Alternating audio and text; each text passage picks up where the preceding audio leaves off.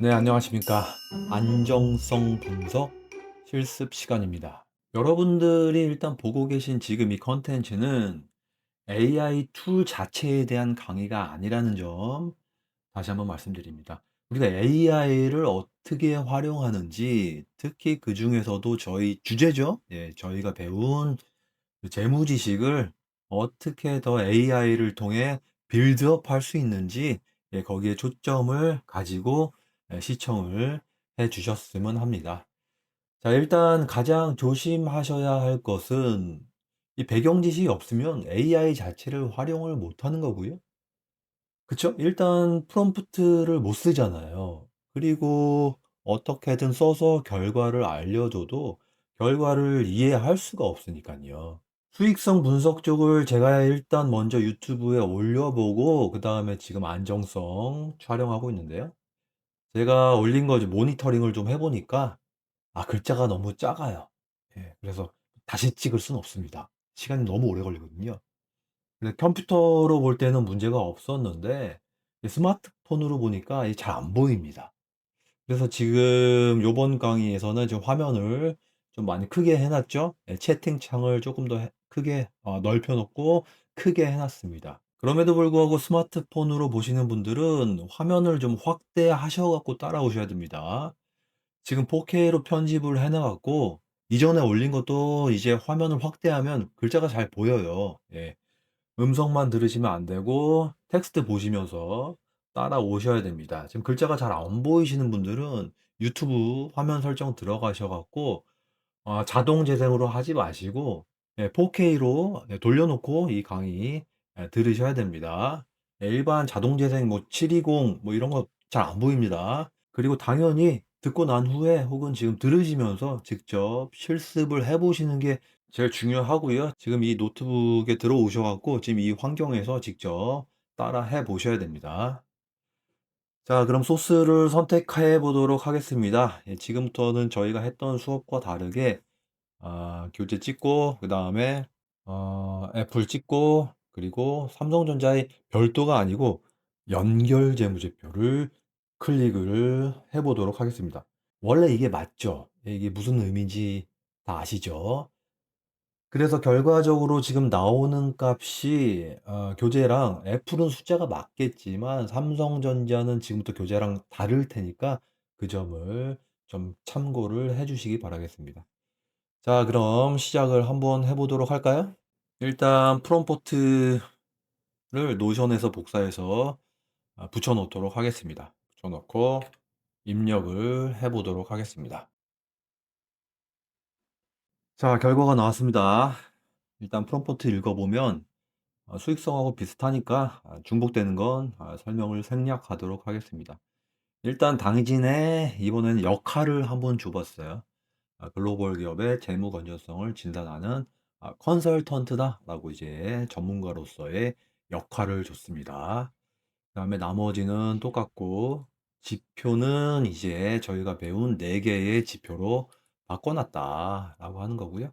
그다음에 이 차이를 전문가적인 관점에서 심층 좀 해석을 해 달라 예 라고 요청을 했고요. 마찬가지로 소스 자료에 구체적인 수치를 인용해 달라 예 라고 요청을 했습니다. 자, 그러니까 자기가 "내가 컨설턴트로서 말이지 비교 분석을 여기 해 줬으니까 열심히 한번 리뷰해 보세요."라고 결과를 줬죠. 그리고 연결 재무제표를 기준으로 그렇죠. 예, 제가 뭐 이런 말도 안 했는데 정확하고 공정한 비교를 위해서 두 기업 모두 자기도 아는 거죠. 예전에 한 거는 애플은 연결이고 삼성은 별도면 그 좀 이상한데 얘기는 안 했지만 자기도 이제 속이 후련한 거예요. 예, 정확하고 공정한 비교를 위해서 두 기업 모두 연결 재무제표를 기준으로 산출했습니다. 신났죠? 예. 그러면은 구체적으로 숫자를 한번 리뷰해 보도록 하겠습니다. 안정성 지표에서 이 숫자가 있으니까 애플은 저희가 한 거랑 이제 똑같은데 삼성이 이제 연결단에서 했기 때문에 숫자가 좀 달라집니다라고 하는 점에서 이 숫자는 좀 참고를 한번 해 보시고 이건 저희가 이미 해 봤으니까 예. 똑똑하죠. "당좌 자산은 유동 자산에서 재고 자산을 차감해서 산출했다."라고 하는 얘기를 해 주고 있고 전문가 관점의 심층 해석 여기를 보도록 하겠습니다. 자, 빠르게 읽어 볼게요. 부채 비율 먼저 보도록 하겠습니다. 두 기업의 부채 비율은 재무 건전성을 바라보는 근본적인 철학과 비즈니스 모델의 차이를 극명하게 보여줍니다. 먼저 삼성전자는 18년도에 37%에서 19년도에 34%로 조금 하락해서 극도로 보수적이고 안정적인 자본 구조를 유지하고 있습니다. 19년도 연결 부채 총계 약 89조인 반면 자본 총계는 무려 262조 원에 달합니다.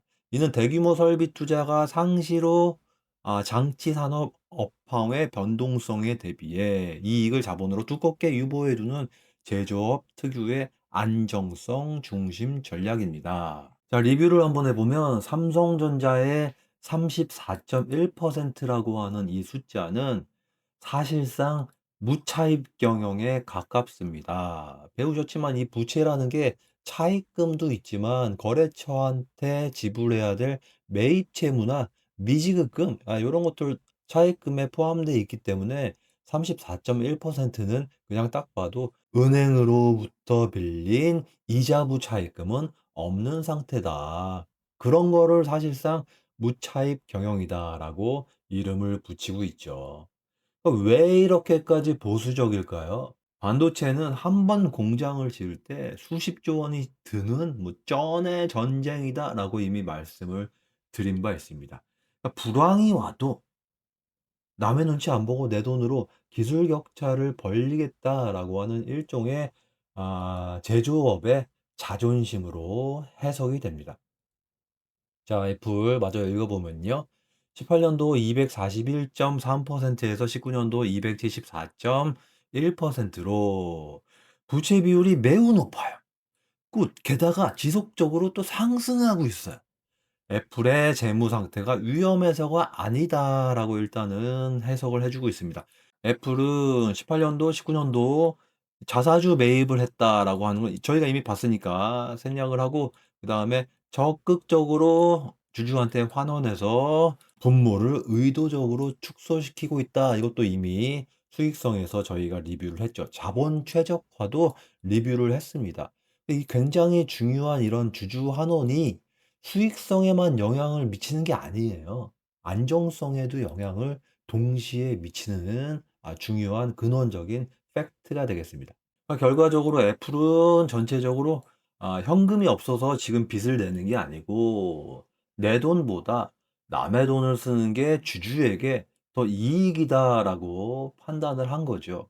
주식 수를 줄여서 주주들의 몫을 키우는 지금 현대 미국의 금융고각의 정점을 보여주는 대표적인 사례입니다.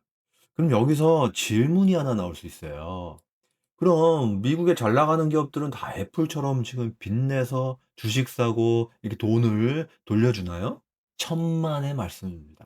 대표적인 사례가 바로 테슬라 테슬라입니다. 로고 아래에 적힌 테슬라의 단 한 재무제표를 줄. 보면요. 교통주에 배당한 애플과는 적이 전혀 다른 없으며 냄새가 가까운 납니다. 미래에도 지급 테슬라는 계획이 주주들한테 없다. 땡전 한 일론 푼 지금 안 머스크에게는 돌려주고 테슬라의 투자 있어요. 철학은 지금 현재 간결하지만 지금 돈이 명확합니다. 필요해서 그런 거 현금 아닙니까? 배당보다는 아닙니다. 사업 성장에 대한 모든 테슬라는 수익을 2003년에 재투자하겠다는 설립했는데 전략입니다. 테슬라는 지금까지 2024년 설립 기준 약 이후로 단 290억 한 달러, 번도 우리 현금 돈으로 약 배당을 실시한 39조 적이 원에 달하는 없습니다.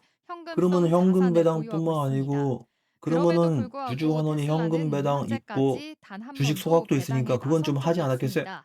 안 테슬라 했다니까요. 관계자는 안 그의 했습니다. 목표는 주주에게 모르셨죠? 단기 예, 수익을 돌려주는 것이 삼성전자 아니라 배당 조금 해 단기 수익을 준다고 다들 극대화하는 것이라고 욕하는데 설명합니다. 왜 테슬라 이는 욕하는 사람은 테슬라뿐만 제가 아니라 한 번도 본 적이 엔비디아와 구글, 없어요. 적어도 아마존, 저는 본 오픈 적이 AI 없고 같은 미국 언론에서 기술 들어본 기업 적도 전반에 없습니다. 걸쳐서 나타나는 그럼 흐름입니다. 걔네들은 그 돈 이들 탈탈 기업은 대부분 털어서 지금 수익성을 어디에 쓰고 있나요? 확보하더라도 이를 R&D, 바로 인프라, 인재 확보 등 네, 미래 여러분들 잘 준비에 아시는 쏟아붓는 바로 구조입니다. 기가팩토리 짓고 이 있고 같은 미국식 기업 AI 운영 슈퍼 방식은 컴퓨터 만들고 쏟아붓고 일 있고 수익보다 로봇 신성장 능력 개발하는데 확보에 초점을 옵티머스죠. 맞춘다는 점에서 엄청나게 돈을 한국의 쏟아붓고 제조업 있습니다. 중심 구조와 이거를 대조적인 우리는 흐름을 보입니다. 재투자라고 특히 불렀죠. 회계적으로도 테슬라 R&D 등 입장에서는 비용이 주식을 사서 바로 없애는 처리되는 것보다 미국의 그 경우 돈으로 배당 공장 가능한 하나 더 이익이 지어서 실제보다 시장 적게 점유율 보이지만 조금이라도 그게 뺏어오는 오히려 게 주주 환원되신 미래의 투자 주주 지속 가치를 논리에 위해서 뒷받침하기도 합니다. 훨씬 이득이라고 그렇다면 배당 판단한 없는 거죠. 테슬라의 그래서 경영은 주주에게 테슬라는 애플 해로울까요? 같은 이런 그렇지 않습니다. 금융공학의 10년 이상 마법보다는 배당을 하지 않은 테슬라는 압도적인 여전히 미국의 성장의 시가총액 마법을 최상위권을 선택을 유지하고 한 있으며 거예요. 자, 다시 한번 정리를 해볼까요? 애플은 이미 시장을 지배한 성숙한 거인이에요. 더 이상 공장을 지을 필요가 없으니까 효율적으로 돈을 털어내서 수익률, 그 중에서도 특히 ROE를 높이는 쪽으로 머리를 쓴 거고요. 테슬라나 엔비디아는 아직 배가 고픈 젊은 사자들입니다. 물론 엔비디아는 그 단계를 지금 넘어서려고 하고 있어요. 넘어섰다고 표현을 해도 아마 괜찮을 거예요. 빚을 내서 주식을 사기보다는 확보한 현금을 미래 기술에 때려박는 자본 지출, KPX에 올인을 하는 거죠. 결과적으로 이 자본 배분에는 정답이 없습니다. 내 기업이 지금 효율을 따질 때인지 아니면 성장을 위해 전력 질주할 때인지에 따라서 이렇게 재무제표의 모양이 완전히 달라지는 거죠. 자, 여러분들이 분석하게 될 기업은 지금 어떤 단계에 와 있습니까? 이 질문을 던지면서 데이터를 나중에 보시면 기업의 진짜 얼굴이 슬슬 보이기 시작할 거예요. 자, 다음으로 유동 비율과 당좌 비율을 볼까요? 읽어보겠습니다. 단기 지급 능력과 운전 자본 효율성. 똑같은 얘기죠? 단기 채무 지급 능력을 보여주는 지표에서도 양사는 상반된 모습을 보여주고 있네요. 먼저 삼성전자 19년도 기준 유동자산 얼마, 유동부채 얼마에서 유동 비율이 284%에 달하고 재고자산을 제외한 당좌 비율 역시 242%로 기준치를 크게 상회합니다. 흑자 부도의 위험이 거의 없는 완벽한 유동성을 자랑하죠. 퍼펙트합니다. 한편으로는 이게 중요한 얘기인데요. 과도한 현금을 보유해서 자산 운용의 효율성 측면에서는 다소 무겁다는 해석도 가능합니다. 자, 해석 좋죠? 자, 이게 무슨 얘기냐? 현금이 많은 게 능사가 아니라는 거예요. 현금이 이렇게 넘쳐난다는 건 굶어 죽을 걱정은 없다는 뜻이지만 반대로 말하면요. 그 돈이 일을 안 하고 지금 놀고 있다는 뜻이기도 합니다.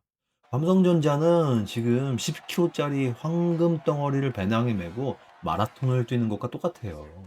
이 배고프면 언제든 그 황금 팔아갖고 음식을 살 수 있으니까 든든하겠죠. 뭐 안전하긴 하죠. 부도 위험이 제로잖아요. 반대로 옆에서 가벼운 운동복만 입고 전력 질주하는 애플을 따라잡기엔 너무 무겁습니다. 이 황금 무게 때문에 속도가 안 나는 거예요. 비효율적이라는 거죠. 돈이 돈을 벌어야 된다고 우리가 흔히 얘기하는데 삼성은 지금 그게 안 되고 있는 거예요. 이 기업이 현금만 주고 있으면 기회비용이라고 하는 무서운 통행료를 내야 됩니다. 삼성이 현금을 연 2% 이자 받는 예금에 넣어둘 때 만약 그 돈으로 초기에 엔비디아 같은 유망 기업을 인수하거나 물론 지금의 엔비디아는 택도 없고요. 예. 초격차 기술에 투자해서 20%의 수익을 냈다면 가만히 앉아갖고 지금 18%의 손해를 보고 있다는 거거든요. 이것이 바로 삼성전자의 재무제표를 보면서 무겁다라고 말하는 진짜 이유입니다. 자, F를 읽어보도록 하겠습니다. 18년도에 유동 비율이 113%, 당좌 비율이 109%에 불과할 정도로 타이트하게 운전 자본을 관리하고 있습니다. 19년도에는 유동 자산이 1628억 달러, 유동 부채가 1057억 달러보다 많아서 유동 비율이 100% 중반대, 당좌 비율도 마찬가지네요. 개선되었죠. 여전히 삼성전자에 비해서는 낮은 수준이죠. 비율이 그렇다는 얘기예요. 자, 애플이 왜 이럴까? 유유연금을 최소화하고 강력한 공급망 지배력을 통해 협력사 결제 대금을 효율적으로 활용하고 있음을 방증합니다. 자, 뒤에 문장을 조금만 더 쉽게 풀어보죠. 유동 비율이 150% 수준으로 삼성전자보다 훨씬 타이트하죠. 이것은 애플이 돈이 없어서 그런 게 아니고 협력사들에 대한 압도적인 지배력을 갖고 있기 때문입니다. 이게 공급망 지배력의 핵심적인 의미죠. 물건은 미리 받고 돈은 나중에 주는 식으로 운용 자금을 극한으로 효율적으로 돌리고 있다는 겁니다. 가장 가벼운 몸짓으로 가장 빠르게 달리는 애플의 민첩함을 보여주는 대목입니다. 이자 보상 비율 같이 보시죠. 부채 비율이 100%를 상회하는 회사는 반드시 확인해야 되는 비율이다라고 하는 거는 저희 교재에서 인용을 한 것 같고요. 자, 애플 부채 비율이 274.1%에 달하지만 2019년도 이자 보상 비율은 18배에 해당을 합니다. 2019년도 영업이익이 639억 달러 엄청나죠? 예, 볼 때마다 놀라요. 그럼에도 불구하고 이자 비용은 35억 달러 수준으로 벌어들인 영업이익으로 이자를 17배 이상 감당할 수 있다라고 풀어서 써주고 있죠. 즉, 한 번 더 풀어주고 있나요? 저금리로 인해서 타인 자본을 빌려서 자사주를 매입하는 레버리지 전략을 구사하더라도 막대한 현금 창출력 덕분에 파산 위험은 전무해요? 야, 이거 좀 해석에 오해의 소지가 있는데요. 전무하면은 가능성이 제로라고 하는 얘긴데요. 야, 이거 아무리 이거 재미나이라도 이런 표현은 좀 조심해야 될 것 같습니다. 야, 너 전무하다고 한 표현에 근거를 대봐라고 이 밑에 좀 써보고 싶지만 지금 바빠가지고 그냥 넘어가지만 너 재미나이인데 우리가 바빠갖고 넘어가는 거야. 이런 표현을 너 함부로 쓰면 안 되는 거야. 알았지? 예, 알겠다고 하네요. 초량 건전성을 보여줍니다. 그러니까 애플은요, 누가 봐도 극단적이거든요. 재미나이가 써도요, 굉장히 문장이 극단적으로 나오는 거예요. 막대한, 전무한, 초우량 이런 용어들이 곳곳에서 나오는데 이 자기가 봐도 놀랍다는 이런 어떤 반증이 아닐까라고 생각이 듭니다. 결과적으로 애플 앞에서 빚이 너무 많아 갖고 "이거 너무 위험한 거 아니야?" 라고 하는 질문에 이 지표가 답을 줍니다. 예, 답 중에 하나를 주는 거죠. 번 돈으로 이자를 17배 낼 수 있는, 그러니까 빚이 많아 보여도 그 빚을 유지하는 비용보다 벌어들이는 수익이 압도적으로 크다. 빚 잘 쓰고 있다. 뭐 이런 논리로 해석을 일단 해 주시면 될 것 같고, 이어서 삼성전자 18년도에 약 58.8조 원이던 연결 영업이익이 그렇죠. 19년도에 연결로 해도 27.7조 원으로 급감을 했다고 하네요. 이에 따라서 이자 보상 비율도 87배에서 40배로 하락을 했네요.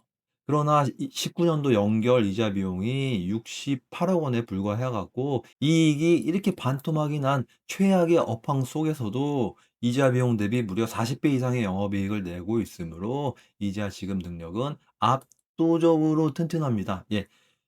여기서 압도적이라고 하는 극단적인 표현이 나오는데 여기는 맞아요. 삼성전자는 이런 극단적인 표현을 해도 될 만할 정도로 압도적으로 튼튼합니다. 이 표현 잘한 거예요. 그러니까 같이 한번 해석을 해 보면 외부 충격에 흔들리지 않는 사실상 무차입 경영에 가까운 우리 철벽의 재무 안정성을 유지하고 있고, 애플은 막대한 이익 창출력이라고 하는 자신감을 바탕으로 해 갖고 레버리지를 극대화해 갖고 주주가치 중심의 전략적 재무 구조를 설계한 상태입니다. 그럼에도 불구하고 요런 것들은 추가적으로 분석을 해 봤더니 요런 것들이 일단 각 비즈니스 생태계 내에서 재무 건전성은 확보하고 있는 상태다라고 하는 거에 대한 근거를 ICR 이자 보상 비율이 제시를 해 주고 있다라고 전체적으로, 예, 저는 해석이 됩니다.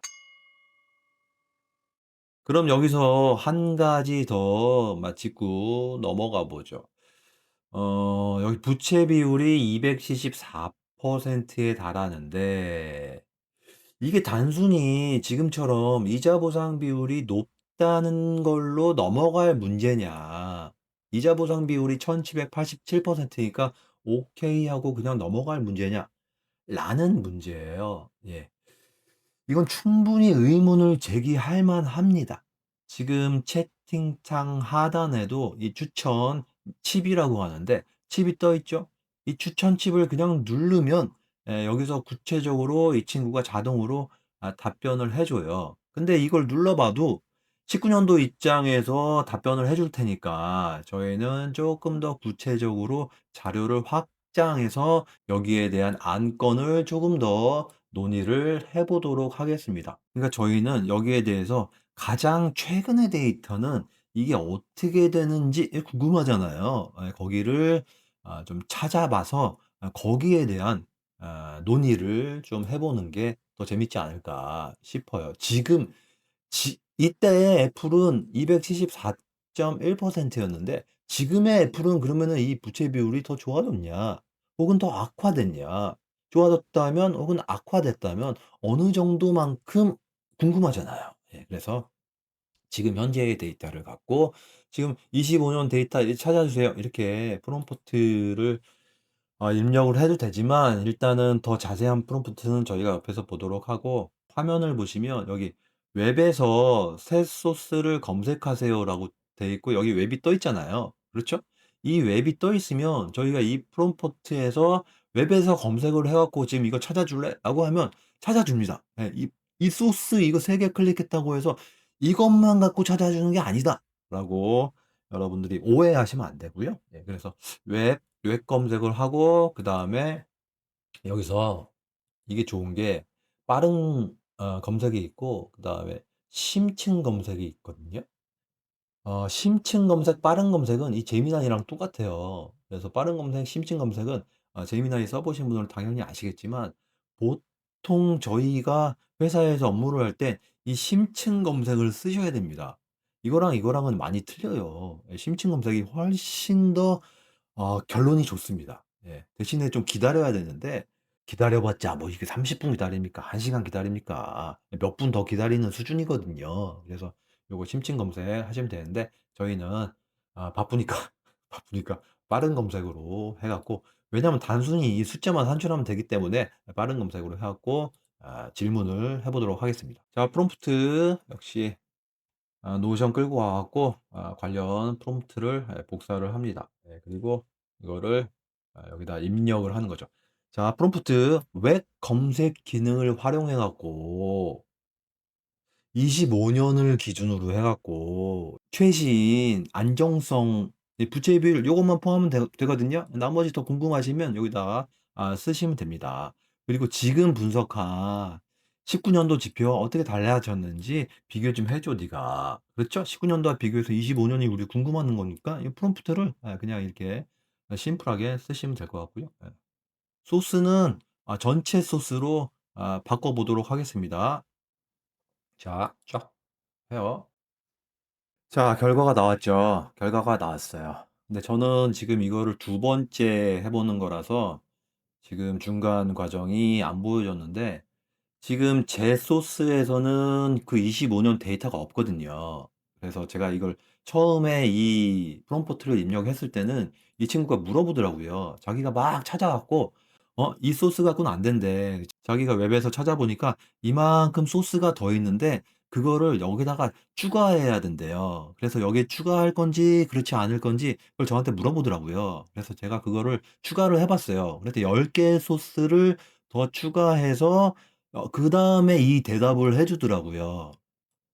이해되시죠? 근데 제가 지금 그걸 안 하는 이유는 뭐냐면 10 개의 소스를 여기 추가하면요, 제가 그 10개 찾아 갖고 이걸 또 하나씩 하나씩 여기서 지우고 있어야 돼요. 너무너무 귀찮기 때문에 그걸 하지 않았습니다. 그래서 나중에 여러분들이 이 노트북에 들어오셔 갖고 이 질문을 하면은 이거 안 될 수도 있어요. 왜냐하면 여러분들은 지금 이 노트북에 이거 수정을 할 수 있는 권한이 없거든요. 수정을 할 수 있는 권한이 없기 때문에 지금 만약에 있는 소스만 갖고 이렇게 물어보면은 대답을 얘가 못할 수도 있는데 그거는 참고하십시오. 원래는 되는 기능인데 여러분 실습하실 때만 못할 수 있기 때문에 고런 것들에 대해서 나중에 당황하실까 봐 좀 부연 설명을 드립니다. 그럼에도 불구하고 근데 소스를 제가 이제 지워 가지고 이거를 검색하라고 했기 때문에 "다시 소스를 추가할까요?" 라고 저는 이제 물어볼 줄 알았는데 그거 안 하고 지금 이렇게 결론을 내주는 게 이미 소스에 한번 추가됐으면 내가 이거를 학습을 하는 모양이에요, 이 노트북에서.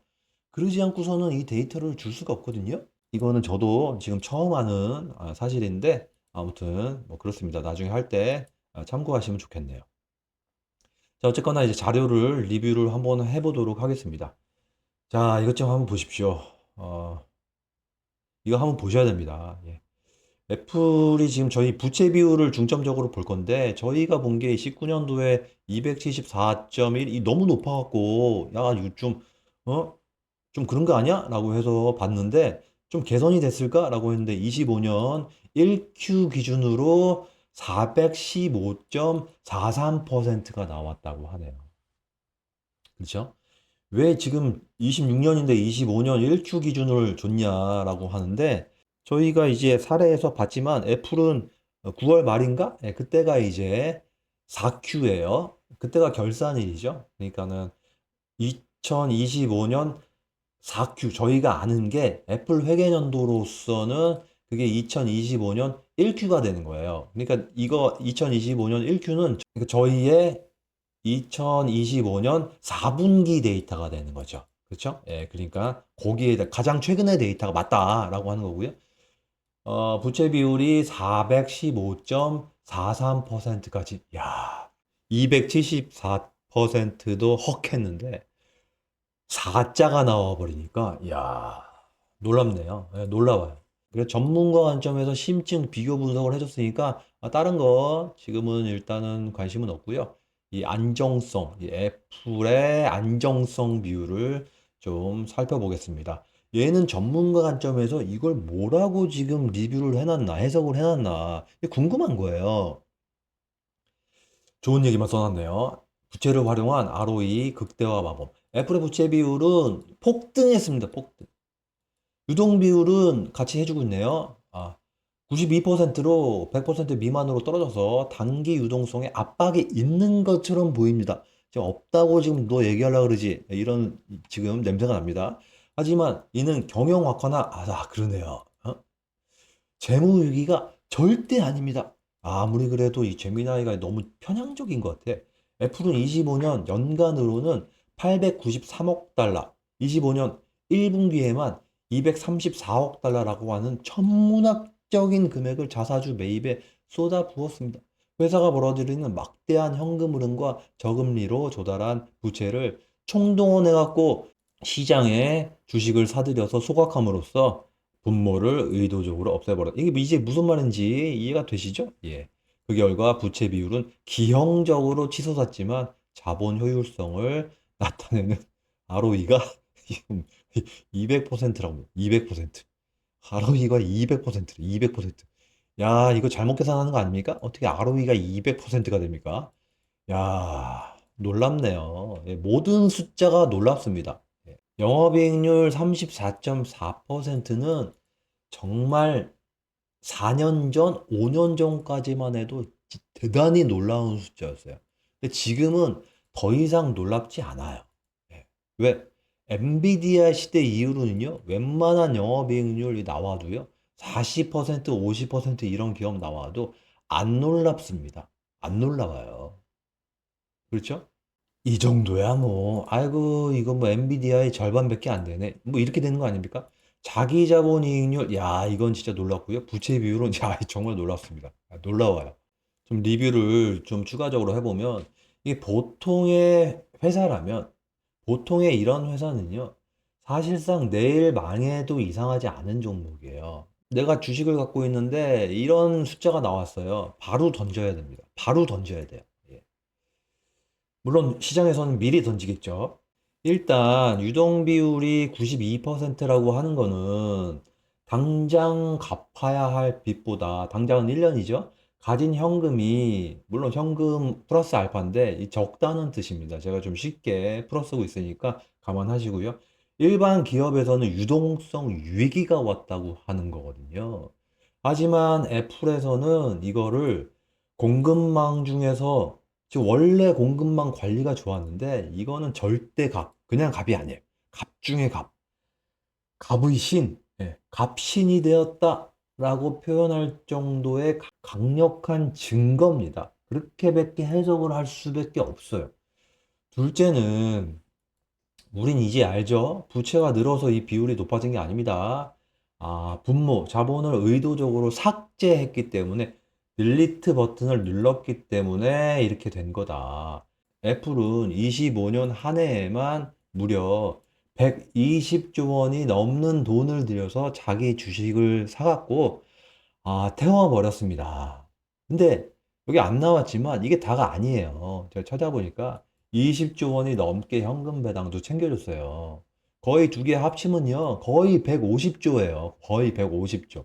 그러니까 이거는 사실상 사람으로 치면은 근육만 남기고 체지방이 0%대인 사람 있죠? 우리 보디빌더가 시합 나가기 전에 그렇다고 하거든요. 그 몸하고 똑같다고 볼 수 있습니다. 그 결과가 뭡니까? 자본 효율성의 끝판왕인 ROE가 200%를 넘었다는 얘기거든요. 100원 투자하면 200원 갖다 주는 기계가 됐다는 얘기예요. 전 세계 어느 제조기업도 이런 숫자를 낼 수 없습니다. 자, 애플은 이제 IT 기기 제조사를 넘어서 전 세계에서 가장 정교하게 설계된 수익 창출 알고리즘 그 자체가 된 거라고 해석하셔야 돼요. 이 부채 비율 415%는 이제 위험의 징표가 아니라 주주들에게 수익을 몰아주기 위한 애플의 처절한 투쟁 결과라고 볼 수가 있습니다. 자, 여기서 끝낼 거냐? 재미없죠? 반론을 한번 제기를 해보죠. 자, 프롬프트를 더 꺼냅니다. 웹 검색 기능을 활용해서 애플의 고부채, 고효율 전략에 대해서 낙관론하고 신중론을 대조해서 분석해줘. 그렇죠. 신중론이 있어야 되는 거예요. 혹은 반대론이 있어야 되는 거예요. 비관론 이렇게 쓰셔도 괜찮습니다. 여기서 낙관론은 이렇게 강력한 현금 창출력을 기반으로 주주 가치를 극대화하는 최적화 관점에서 프롬프트를 여기서 끝내도 되는데 조금 더 디테일하게 신중론 이걸 물어보고 싶었던 거거든요. 낮은 유동성과 이렇게 높은 게 뭐예요? 극단적으로 높은 부채 수준이 초래할 수 있는 잠재적인 재무 리스크 관점에서 좀 다뤄줘봐. 결론적으로 이런 웹 검색 기능하고 소스 자료를 바탕으로 이 아슬아슬한 전략이 파국으로 치닫지 않고 유지되기 위해서 결정적인 전제 조건이 뭔지 네가 전문가적인 관점에서 설명 좀 해줘라 라고 하는 프롬프트예요. 자, 결론이 나왔습니다. 자, 낙관론하고 비관론하고 비교해서 전문가적인 관점에서 분석을 해주고 있습니다. 저희가 이제 궁금한 거는 이 신중론이니까요. 낮은 유동성과 높은 부채 수준에 따른 잠재적인 재무 리스크가 있다라고 얘기를 해주고 있습니다. 세 가지 꼭지를 제공을 해주고 있는데 유동 비율 저하, 그 다음에 단기 유동성 압박이죠. 근데 이거는 결과니까요. 저희는 이제 원인을 보고 싶은 거거든요. 원인은 두 번째에 있는 것 같습니다. 영업 현금 흐름 감소와 본업 성장 둔화라고 하는 정말 중요한 두 가지 포인트를 짚어주고 있어요. 자, 가장 우려스러운 부분은 현금 창출의 원천인 영업 현금 흐름이 2025년 1분기 전년 동기 대비 25%나 감소했다는 점입니다. 또한 핵심 수익원인 제품 부분의 매출 성장률이 1.56%에 그치며 둔화되고 있습니다. 야, 기가 막힙니다. 현금 흐름 감소는 이게 무슨 얘기냐? 이제 100만 원 벌던 사람이 갑자기 25% 감소했으니까 75만 원만 벌게 된 거예요. Tim Cook, there he is. I'm somewhat embarrassed to say that Tim Cook has made the Berkshire a lot more money than I've ever made Berkshire Hathaway. So 근데 문제는 뭡니까? 아까 보셨죠? 이미 저희가 봤잖아요. 애플은 계속해서 매년 수십 조씩 자기 주식 사들이는 쇼핑을 안 멈추고 있다는 거예요. 근데 들어오는 돈은 줄어드는데 나가는 돈이 그대로라면 그 부족한 돈은 결국 어디서 올까요? 부채입니다. 거기서밖에 올 수가 없어요.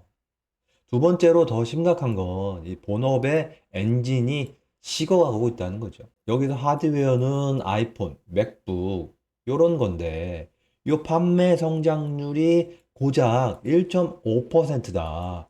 물가 상승률을 생각하면 사실상 이건 마이너스입니다. 그러니까 애플의 이 화려한 파티가 계속되려면 아이폰이 미친 듯이 팔려야 돼요. 근데 엔진은 멈춰가는데 빚을 내갖고 주주들한테 돈을 뿌리는 이 구조가 과연 언제까지 버틸 수 있을까라고 하는 거죠. 그리고 이 친구는 얘기하지 않았지만 플러스 지금 AI에 지금 애플은 뒤처지고 있잖아요. 그죠? 그 대세를 타지 못하고 있어. AI와 관련된 KPX 지출을 지금 하지 않고 있다는 게 지금 장점인지 단점인지 거기다가 여기 입력해갖고 추가적으로 물어보고 싶습니다. 바쁘니까 지금 생략을 하는 건데 재밌잖아요. 계속 이렇게 진도를 나갈 수 있다니까요. 여기 신중론에 AI 관련해서 애플이 KPX 투자를 안 하는 것도 포함을 시켜줘 라고 하는 거죠. 자, 어쨌거나 제가 우려하는 지점이 이제 바로 이 지점입니다. 이 장사가 안 되는 거를 금융공학, 그러니까 자사주 매입으로 지금 가리고 있는 게 아니냐라고 하는 거죠. 이익은 안 늘어나는데 주식 수를 강제로 줄여갖고 주당 가치만 높이는 이 착시 현상을 지금 만든 거일 수도 있어요. 만약에 현금 흐름이 여기서 더 깎인다면 애플의 415%라고 하는 부채 비율은요, 이 마법의 지렛대가 아니라 애플을 침몰시킬 수 있는 거대한 닷이 될 수도 있다고 생각이 듭니다. 예, 재밌죠? 여기 채팅창에 이런 주제를 가지고 더 쳐갖고 더 강의를 드리고 싶지만 이것은 여러분의 몫으로 남겨놓겠습니다. 여기 채팅창에 더 치고 토의하고 이런 것들은 그냥 저 혼자만 해볼게요. 그걸 해갖고 강의에 올리면 좋겠지만 이거 시간이 너무 많이 걸려갖고 그냥 채팅하고 그냥 저 혼자 거기까지는 끝내도록 하겠습니다. 자, 잘 들으셨는지 모르겠습니다. 그럼 이상으로 이 두 번째 안정성 분석에 대한 실습 사례, AI 실습 사례는 마치도록 하겠습니다. 네, 수고하셨습니다.